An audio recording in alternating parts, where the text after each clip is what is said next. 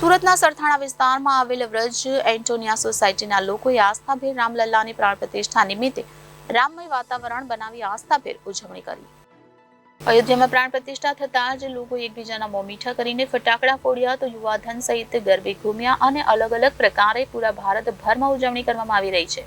ત્યારે સુરતી લાલાઓનો આનંદ છે તે અપાર દેખાઈ રહ્યો છે અને સમગ્ર સુરત શહેરમાં રામ ભક્તિમાં મગ્ન થયા હોય અને દિવાળી હોય તેવો માહોલ બનાવ્યો છે। ત્યારે સુરતના સરથાણા વિસ્તારમાં આવેલ વ્રજ એન્ટોનિયા સોસાયટીના લોકોએ આસ્થાભેર રામલલ્લાની પ્રાણ પ્રતિષ્ઠા થતાની સાથે જ બપોરે 12 કલાકે આરતી સહિત અનેક ધાર્મિક કાર્યક્રમ યોજી અને સોસાયટીના તમામ મહિલા અને પુરુષો એક થઈને ભગવાન રામલલ્લાને વધાવ્યા હતા।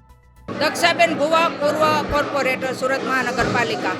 આજે કેવા પ્રકારનો કાર્યક્રમ કઈ જગ્યાએ રાખો?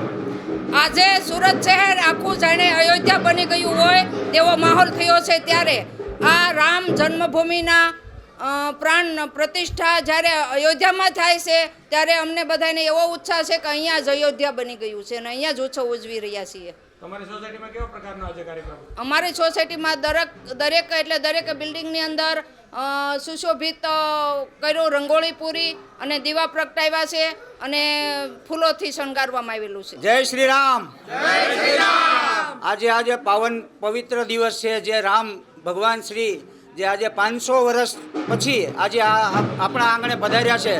તો સર્વ ભારત દેશની અંદર જબરદસ્ત જે આપણે કહીએ કે જે ઉત્સવ મહોત્સવ અને ઘરે ઘરે ઉજવણી છે જે શ્રી રામ ભગવાન શ્રી પ્રભુ પધાર્યા છે।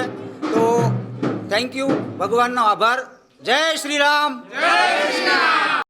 Reporter Arvind Rathod, Janadesh news, Surat.